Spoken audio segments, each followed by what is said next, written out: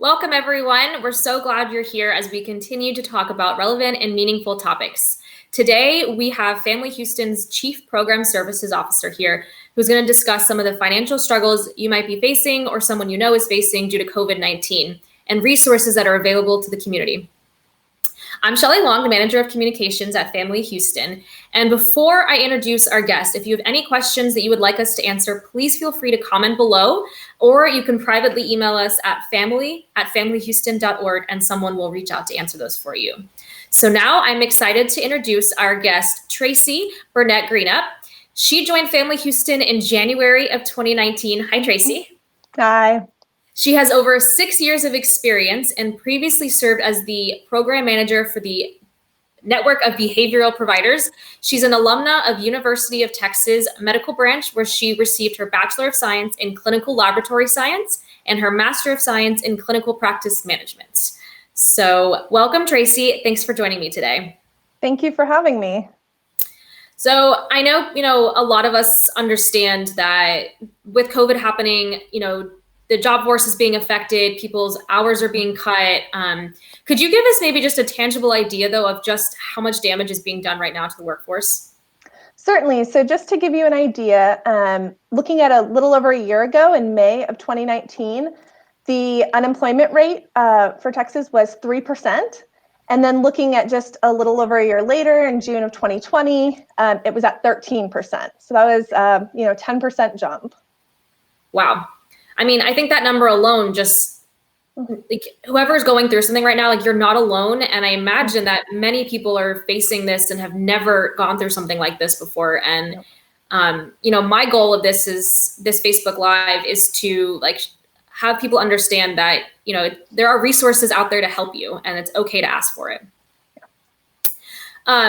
So kind of on that topic, Tracy, I think a lot of people might be under the impression that there's no way they could be eligible for public benefits, maybe because, someone in their household is still employed or, they still have their home. But even before COVID hit, nearly 40% of the greater Houston area households were struggling to meet their basic needs. And United Way has categorized this as ALICE, and it's an acronym. And can you describe what it is and who those people are? Certainly. So ALICE is Asset Limited, Income Constrained, Employed. And so that's going to represent our families that are working, but are unable to kind of meet some of those basic necessities. So your housing, your food, childcare, healthcare, transportation, all those things that we need. ALICE households are, as it says, working households. They hold jobs.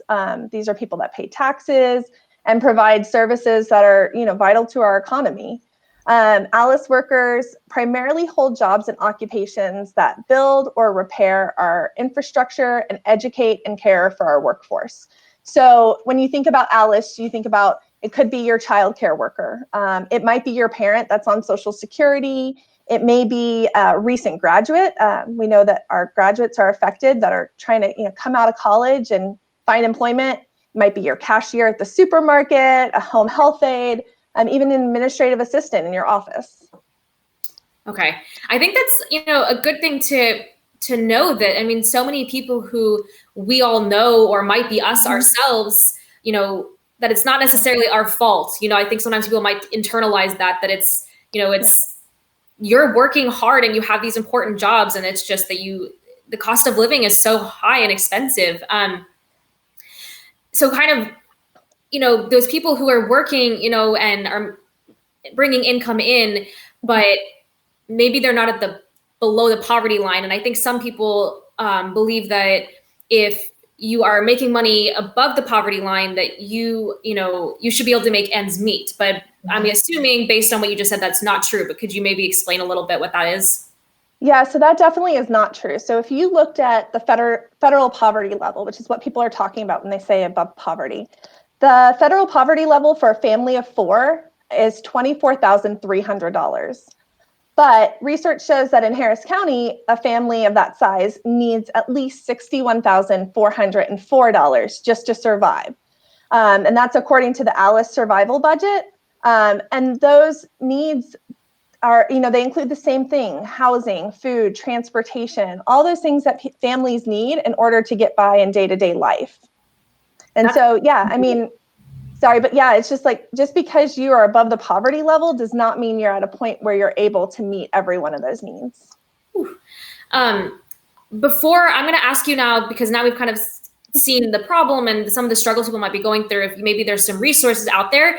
But if you are interested in looking up more about what ALICE is, at the end of this, I will drop some resources and links of where you can find it, but you can look up ALICE, ALICE, with United Way, and there's a whole bunch of information on there. So it might be a good resource to understand it a bit better. But Tracy, this, I guess, would be the meat of this conversation. What are some resources that are available to either the ALICE population or others in Harris County or around the area?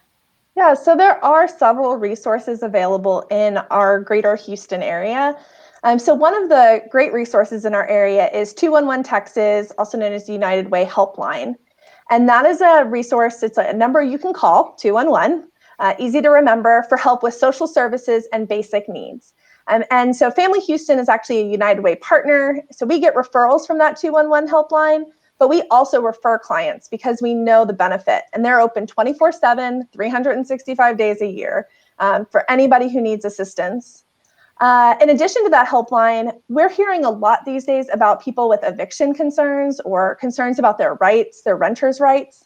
And so we have several legal resources in the community, but Lone Star Legal Aid is a great resource, and they have an online application, or you can call, and they'll be able to, help process your legal concerns around eviction. In addition, there's also Your Texas Benefits, and that's kind of the go-to place for some of those public benefits that people are used to hearing about.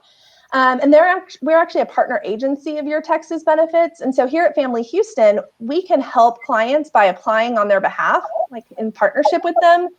And the benefit of that is we all know that benefits applications can be a little bit challenging at times. There's a lot of information, and sometimes there's a lack of technology in a household too. And so it's a great website, but also we can assist with those. And along the same lines, SNAP Benefits. So SNAP Benefits is one of those applications you can do on Your Texas Benefits. But if you're not familiar with it, that's food assistance. It's what people most commonly hear of as food stamps. But it's assistance for buying food for you and your family. And, just going back to that federal poverty line, you don't have to be at federal poverty line to qualify for SNAP benefits. So going back to that family of four, you have to be making somewhere around or under $42,500 for a family of four. So if you remember, that's significantly higher than the federal poverty line. And you can sometimes receive up to $600 a month in food assistance. So that's definitely a great resource. There's also PEBT is what people hear it as. It's Pandemic Electronic Benefit Transfer. And that's really something that people will probably hear about from their children's schools. But it's a one-time payment for children who previously received free or reduced priced meals at school. And now that they're not in the schools, it's an opportunity for the family to receive that assistance so they can continue to make sure that their child's food needs are being met. And just a little FYI, that deadline got extended. So if you're wanting to apply for that, the deadline is August 21st. And Shelly, there is a call center number. Would you like me to read that out loud, or? Yeah, you can go ahead and read it, and then I'll also drop it in the comments later. Great. So that call center number is 833-613-6220, and that's open Monday through Friday, 8 to 6, if you have any questions. And then one of the ways that United Way works with the ALICE population, and we partner with them, is through what's called United Way Thrive. It's a collaborative network that gives families tools, resources, and support to help them achieve financial stability by doing things like increasing income, building savings, and acquiring assets. So that's a really great resource in the community. And then two more, there is readyharris.org. They just provide a wealth of information on flooding, hurricanes, COVID, all of the disaster readiness. And then the Mantra Center. The Mantra Center is just right outside of downtown, but they have a lot of resources online, and they are offering specific resources that would help the LGBTQ community. Awesome. That's a lot of great resources. And I'll definitely put a lot of links to these for everyone. So if you just want to like look at the comments, you can. But I mean, especially I imagine like what you were saying with the evictions right now, I imagine that is, I mean, a very important and heavy concern on a lot of families, I imagine. Yeah. I just have a couple more questions. Yep. So also right now, one of the biggest financial struggles someone might be trying to figure out how they can afford to pay is healthcare. Do you have any resource people might be able to utilize for that? Yeah, so healthcare is a big need right now. There are three major resources around healthcare for Houston. So the first one is the Gold Card. That is, people know it sometimes as Harris Health Gold Card. That is for Harris County residents. It's a healthcare financial assistance program for low-income Harris County residents. But just so you know, their eligibility requirements are less stringent than Medicaid. Their application process is a bit easier. And then also they do their benefits on a tiered system. So just because you may not be at the same level income-wise as someone else, there are different benefits depending on what income level you're at. And so it's a lot easier to qualify. That's really good. And it's really great because you get assistance with medications, clinic visits. It just makes everything much more affordable. Awesome. So that application's through Harris Health. And then the other two are through Your Texas Benefits again. So one of them is Medicaid. I think most people are familiar with Medicaid, but it's a federal and state program that helps with medical costs for some people with limited income and resources. And then there's also CHIP, which is the Children's Health Insurance Plan or program, and it offers low-cost health coverage for children birth through age 18, and it's designed for families who may earn too much money to qualify for Medicaid but cannot afford to buy private health coverage. And so once again, those are both through Your Texas Benefits. Those are great resources. I mean, especially right now, people are probably like healthcare is very important. I mean, it always is, but I'm sure it's at the top right now of people's concerns, and it can be very expensive, which, you know, is difficult and hard. And so it's good that those are out there. And I know, Tracy, so you oversee, you know, our programs here. But I just want to say, if someone needs help applying for some of these benefits, like Tracy mentioned, we are partners with a lot of these. Or if you don't even know maybe what you might qualify for or how to go about it, like please reach out. Our case managers and financial coaches are huge assets and are available to anyone in the community at no cost. So please reach out, and Tracy's, the case managers on the team are fantastic, and they're passionate about helping the community, and that's what they're here for. Yep. Is there anything, Tracy, you want to add, or did we cover everything? No, I think that we covered everything. The only thing I would mention is just that the president did recently sign some additional executive orders related to COVID assistance. And so, you know, we know that the situation is consistently changing, but just a few things to kind of think about are, one, that interest on student loans, I believe, has been held by the federal government through the end of 2020. And so it's waived, and it allows people to delay their payments. And then also those who were unemployed and receiving the extra $600 a week, that did end at the end of July, but the executive order would potentially restart it at a level of maybe $400 a week.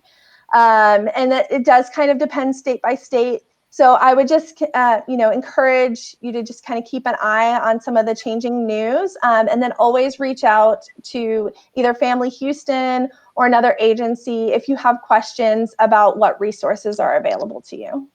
Awesome. That's a great point. Yeah, like as you said, there's always new information coming out, and those are some probably much needed relief. As someone who pays student loans, like, you know, I'm definitely glad to hear that. And I think that it's interest will not be accruing during that time frame as well.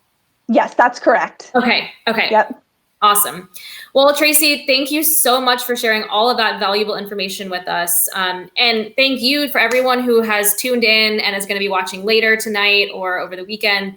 This is some really great information for maybe you or someone you know. Please share it with them. And if you want to schedule an appointment with Family Houston, you can call us at 713-861-4845. 849. So thank you all again for tuning in. And Tracy, thank you for joining me this afternoon. I appreciate your time. Thank you, Shelley.